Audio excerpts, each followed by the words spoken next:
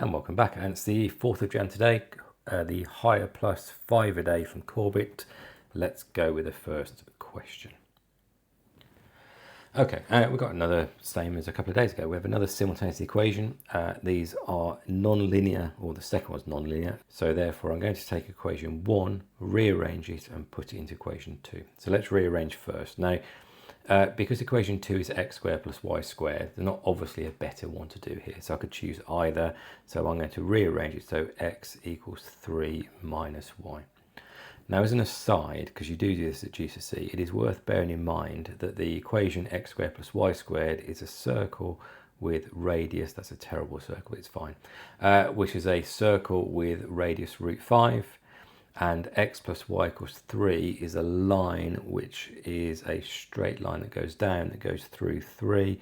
So in other words, it won't look exactly like this, but it looks something like this. But it just allows you to know what the intersection should look like. So let's have a go. Let's try and do this. So I'm going to take equation 1, which is this equation here, and put it into equation 2. So the way I signal that is I'm going to take equation 1 and put it into equation 2.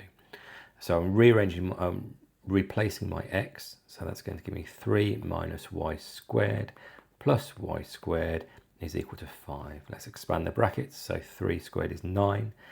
3 times minus y is minus 3y, double that is minus 6y, and then plus y squared is equal to 5.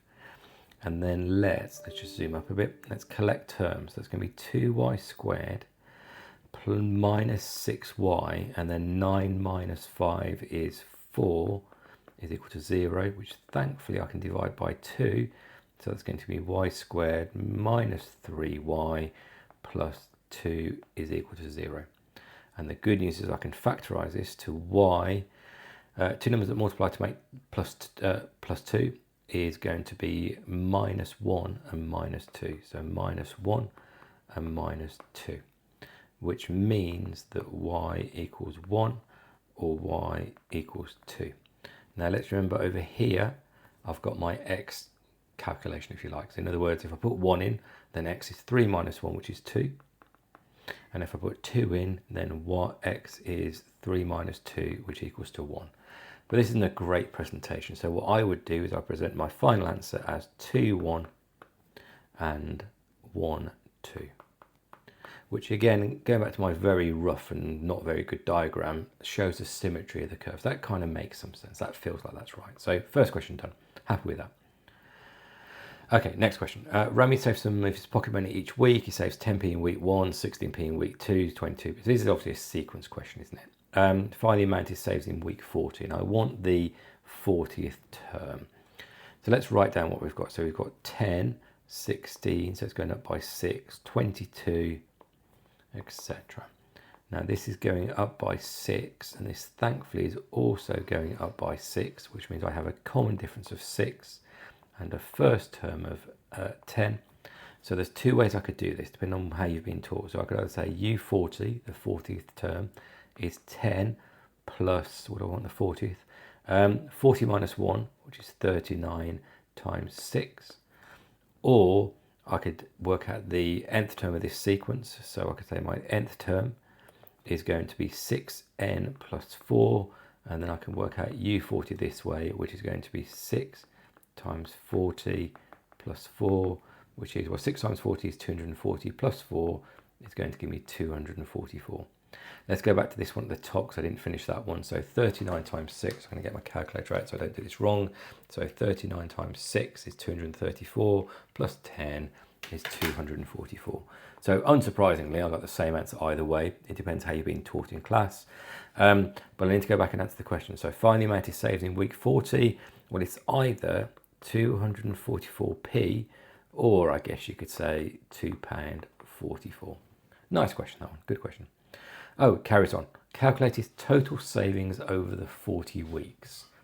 Okay. This is a difficult one because it depends how you've been taught. So international GCSE, you learn, and on your formula sheet is the equation n over 2, 2a plus n minus 1d. And you'll learn that if you do A level as well, or further maths.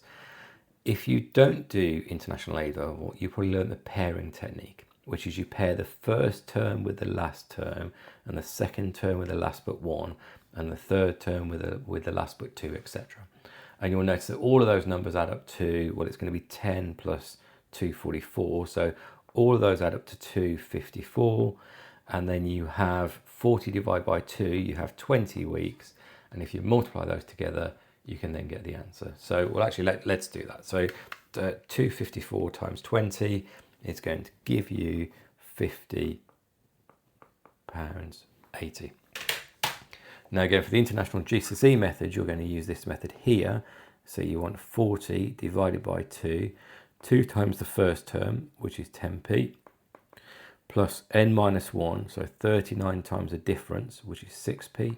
Put all that in my calculator, and hopefully I'm going to get the same thing. So 20 plus 39 times 6, multiply that by 20, and that's also going to give you, thankfully, £50.80. Now, unfortunately, that's one of these questions whereby it depends a little bit on how you've been taught as to which one of these methods. They are both fine. Okay, next question. Let's zoom up a bit. There we go. Rationalise the denominator. Now, because the denominator has a plus or a minus in, you're going to use a technique where you multiply by the negative of whatever the thing on the bottom is, whatever the denominator is. But you can't just do that. You need to do the same to the top as well. Otherwise, you'll get a different number. So let's work this through carefully. So root 3 times root 5 is root 15. Root 5 times 2 is minus 2 root 5. Difference of two squares on the bottom. So root 3 times root 3 is 3, and 2 times minus 2 is minus 4, so it's minus 1.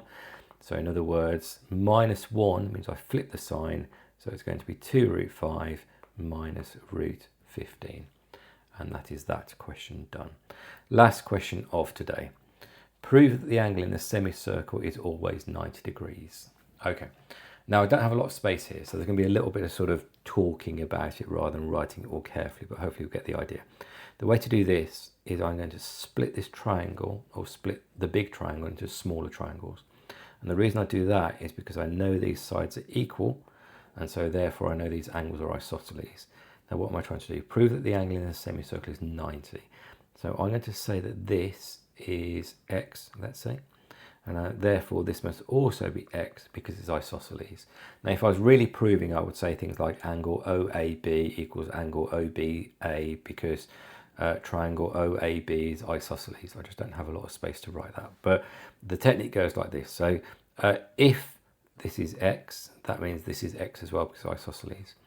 If this is y, then it is also the case that this is y as well because triangle OBC is isosceles, which means that this angle here, let's put it over here, is going to be 180 minus 2y, and this angle here is going to be 180 minus 2x. Okay, so far. Now, the thing that makes this clever is I can then say that the two angles together must also equal 180. So it must also be true that, let's write this out. So what am I looking at? Let's be clear what I'm looking at. I'm looking at these two angles here. So it must also be true that 180 minus 2x plus 180 minus 2y must be equal to 180. 180 plus 180 is 360. So I can say, and 360 minus 180 leaves me 180 on the left-hand side.